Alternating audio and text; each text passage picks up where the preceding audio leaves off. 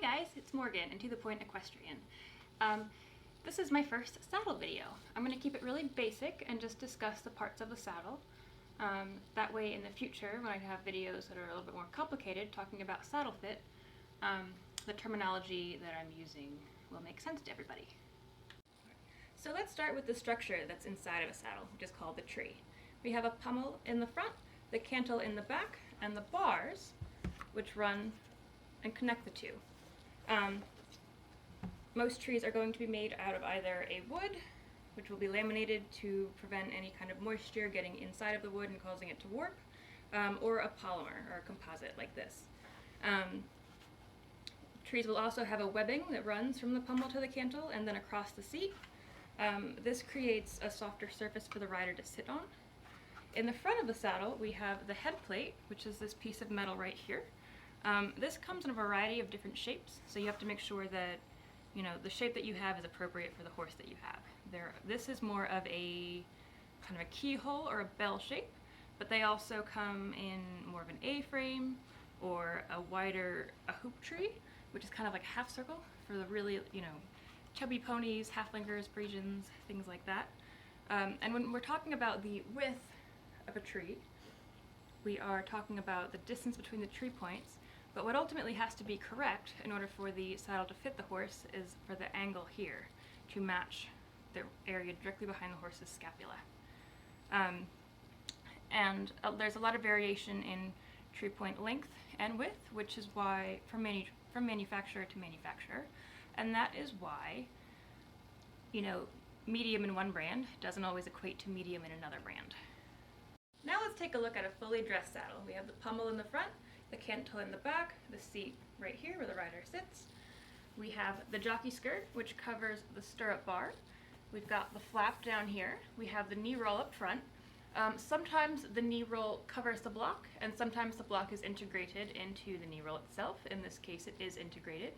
And then the structure of the saddle is lifted off the horse's back by panels.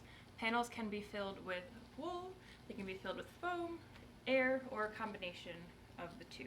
Typically, most hybrid panels are going to be a foam bottom with a wool pocket on top so that we can make some adjustments to balance if necessary. Now let's take a closer look at the seat of the saddle. At the very front, we have the head nail. The head nail is important for a couple of reasons. First, it is used as a reference during manufacturing to make sure that everything is being mounted symmetrically on the saddle. And then it's also a common place for manufacturers to put logos or motifs. So this head nail is blue and it's a Steuben, so all of their head nails are going to be blue.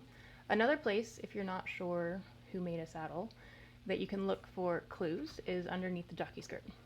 So there's usually going to be a little tin tag like this. If we move back to this area, we have the twist. Twists can be narrower or wider, they can be longer or shorter, and the shape of the twist impacts both the horse and the rider greatly.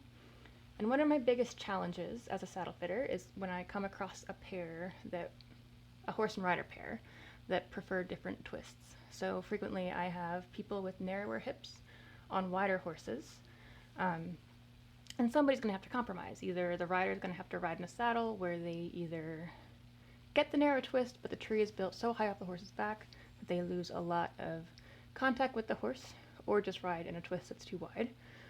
Or the horse is going to have to make the compromise. In a perfect world, I think that people should consider the shape of the horse that they enjoy riding before they purchase something. So if you like a narrower twist, maybe don't consider a halflinger or a Frisian or something that's got a big round barrel like that. But that's quite utopian and not really a realistic solution for me to offer as a professional. Now let's take a look at what's going on underneath the flap. If you start at the front here, we have the point pocket. So the tree point slides in here, and you can tell a lot about a saddle based on this area. You can tell about the length of the tree point, whether it's shorter or longer. You can tell the angle that it falls down at, which is, it can be straight, it can be swept back a little bit, and whether or not that's appropriate depends on the horse that you're trying to fit, as well as what you're trying to do with the horse. And then we have the billets, which are mounted on a nylon webbing up here, which might be hard to see. But the girth attaches to this and it holds the saddle on the horse's back. And then we have the sweat flap, which protects the rest of the saddle from erosion that might be caused by salt that comes up from the horse sweating underneath the saddle area. This is an example of a saddle with a point billet. So we see these 3 billets back here are mounted on a nylon, as is traditional, but then this billet up here is attached to the actual metal tree point. You can see you've got the stitch line from the tree point, and then the billet is coming out of that leather pocket. They're more commonly seen on dressage saddles and jump saddles, but you get a better view on this jump saddle of what is going on. Now let's talk about panels. The front of this saddle has an ungusseted panel, so the leather is continuous all the way around, connects to the front with no need to add anything extra in this area. This is an example of a shoulder gusset, this piece of leather right here. What it does is it lifts the front of the saddle off the horse. There's a variety of different reasons that you would use this, depends on the horse, both the conformation and the way that they carry themselves. I don't like a gusset to be any thicker than this one. I don't like when they're really round and concentrated in this area, because when you've got a really round one like this, what you're trying to do is fill in a hollow behind a scapula or in the wither area. But ultimately, whatever is inside of a panel on a saddle, if it's foam, wool, air, all it is upholstery to lift the tree off the horse's back. Once you start filling in this area, what you're trying to do is compensate for a mismatched shape in the head plate of the tree, and it's going to be an uphill battle. You're better off having a tree that suits the horse better than you are trying to make up for it with a funky panel like this one. So this is an example of a saddle with a half panel.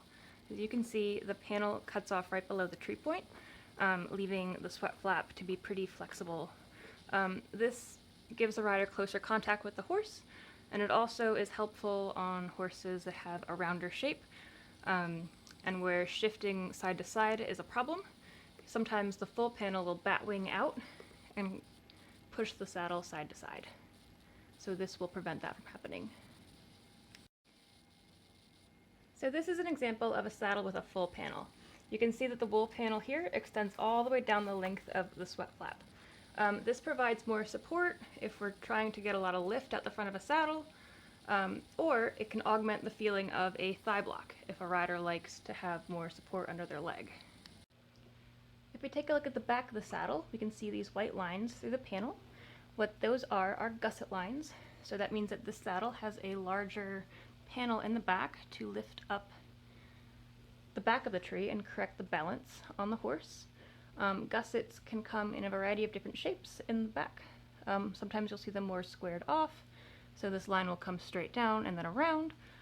For a flatter horse, this particular saddle was made for an Irish sport horse, so they typically have a more A-framed roof-shaped back, but sometimes you will see them really flat for a more broader warm blood or a Frisian or a draft cross. It just depends on what's appropriate for the horse. This is an example of a saddle with an ungusseted panel, so you can see the leather on the panel goes all the way around uninterrupted, and this is best for horses that are a little bit croup high and don't need a ton of lift in the back. And the panel exists only to lift the tree off the horse's back, not to correct any kind of balance issue. Right. So that's it for now. I know that I definitely glazed over a few topics. For example, I didn't go into depth about the purpose of a point billet, but that's something that I think deserves its own video, so we'll cover that in more depth later. Thanks so much for watching and have a great afternoon. Bye now.